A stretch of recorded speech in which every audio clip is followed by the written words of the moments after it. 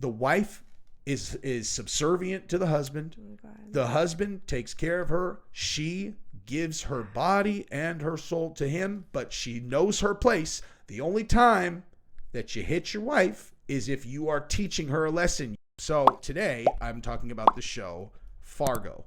And I haven't seen that. Yeah, this show is so good. The first 3 seasons were really incredible.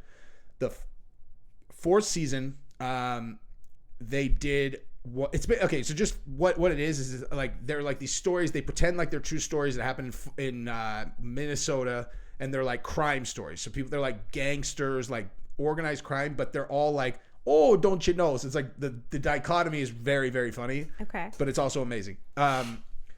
In the fourth season, they took on the black organized crime, like in the 20s and 30s. And I thought they did, like, that was the first time people were all, oh my God, look how woke the show went. The problem with that is that what they did in the fourth season was actually historically accurate, and I thought it was awesome. Okay. I don't have any problem with people being like, look at how messed up it was for black people in the 20s when it's true. You know what I mean? Like, it's like, no, this is really what happened. Yeah. Like, redlining's real. They really did come up with these ideas, and then they show them like going to the bank. Like they have, the heads of the black crime family go to the bank with the idea for credit cards, and they go in and they're like, look, this is how it's all going to work. They lay it out, and the bank just laughs them out of the room. You know, like they're like, credit card, at least get out of here, Blackie. You know what I mean? Like, and that's actually stuff that really happened. Nonetheless, so I let it go. I was not accepting that it had gone woke. So I watched the first 2 episodes of season 5 today, and I am going to lay out what the premise of this show is and try to imagine a more woke premise for a fucking show if you tried. Okay. Housewife. Okay, is at a school. What time period is this? 2019. Okay. They always do like way long ago. This is the only modern one they've ever had. 2019. Who's the president in 2019? I don't remember. Come on. Trump? Correct. Okay, so this is Trump's America for this episode, right? Or for this season. So she's at a school board meeting where a bunch of crazy, white Republicans are screaming about things, and she's just trying to calmly raise money for something or whatever. Like she's amazing. Everyone else is crazy. Some misogynist white guy puts his hand on her, and she accidentally, she tases him. Oh, hell no. She goes to jail, whatever. Okay, so she goes to jail. Just for a second, we find out that she's married to a wealthy family, okay? Mm-hmm. And the wealthy family's matriarch is a gun-toting fucking how dare she Trumper. And the first time they go to her house, she makes them in family photos, take pictures with guns. But here's where I knew. I was like, oh, we've got her. Okay, so the hero, the wife who her kid is a girl named Scotty who is dressed in a suit. You thought it was a boy all along. And in that episode, the grandma, who's the bad guy, she's the bad guy. She comes down the stairs. She's all, you're ruining my entrance. And then she walks in. She's all, where's my granddaughter? And she just looks right over her. She's all, where's my granddaughter? And the granddaughter's all, I'm right here, grandma. And she goes, oh, wow, how progressive of you. Because she's dressed like a boy. Yeah. And then she's like, and they're like, where should we sit him? She's like, put the cross dresser in that seat. And so like they do. So again, she's the bad guy. Yep. And the hero has a trans kid who she's like the whole point of this, as we get further in the show, she's the most amazing mother ever. Right. Obviously. And of course she's so, she's got a daughter who's just a boy, and she renamed Scotty. It's normal. Then we find out that there's, because you find out she's like very violently capable, and there's something going on with her where she doesn't want the police to know who she is, whatever. Okay. And then they introduce the other villain of the show, which is this sheriff. Probably should have put a disclaimer on this if you're going to watch it. There are several spoilers. No. I have literally only watched the first episode and then the first quarter of the second episode. Okay. Then we introduce the other villain, which is this girl's former husband that she ran away from 10 years ago. And not the the husband who she married into the family? No. This is a guy. Different guy. Like, this is like those movies where beaten wife runs away and then changes her life. And this is like, so 10 years ago, she fled this guy, you found out. But his introduction is he's the sheriff of some county. Ooh. And the very first fucking thing you see him doing is he's sitting across from a husband and a wife who the husband has beat up the wife. Mm-hmm. And he's explaining to him that the wife is subservient to the husband. Oh, the husband takes care of her. She gives her body and her soul to him, but she knows her place. The only time that you hit your wife is if you are teaching her a lesson. You don't do it. You never gain pleasure for it. You only do it to teach her a lesson. No. And he is a local sheriff. So literally it's like, okay, so who's the good guy? It's like, heroic mother with a trans child, and you're on who are the bad guys? It's like transphobic rich grandma who's a gun toter Trumper, and the police, and then the other one are the police who's a wife beating Trumper and Bible thumper. He goes to the Bible. I'm like, are you fucking kidding me? Wow. And what sounds great. And it's on FX, which is owned by Disney, of course. Wowzers. Yep. Sounds great. Yeah, and then sounds really good. Should probably watch it. What are some other shows that we could give examples of having gone woke and been ruined? What's my American Horror Story? Exactly. It's like we live together. And know I know. Each other. And American Horror Story is on what channel? FX. Also, is it FX? Same channel. Ruined. Both on Hulu. Ruined. When did we know that American Horror Story had gone woke? I don't know. Was it Lady Gaga's season? I honestly can't remember the plots. Lady Gaga's season is the one where she was a vampire in the hotel.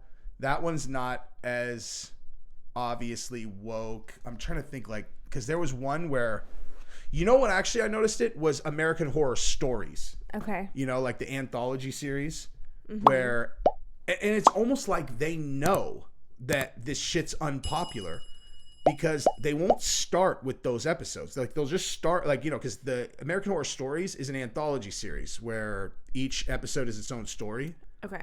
And, you know, they start off and you're like, wow, this show's awesome. And then, like, once you're hooked and you're 3 episodes in, they're all, this one is about these Christian lunatics who don't believe in vaccines. You know? How dare they? Did you ever watch that one? No. I warned you. Couldn't watch that one. You would have thrown your phone through the fucking television. Probably. Yeah. Probably. Do you think it's the CIA, or do you think it's just woke fucking assholes working in the writer's room? I don't know. I think that Hollywood is a microcosm. It's like a bubble, and it's just become this reinforcing bubble. Like, I don't know that it's necessarily like some, you know, Wizard of Oz behind the curtain pulling all the strings and creating this.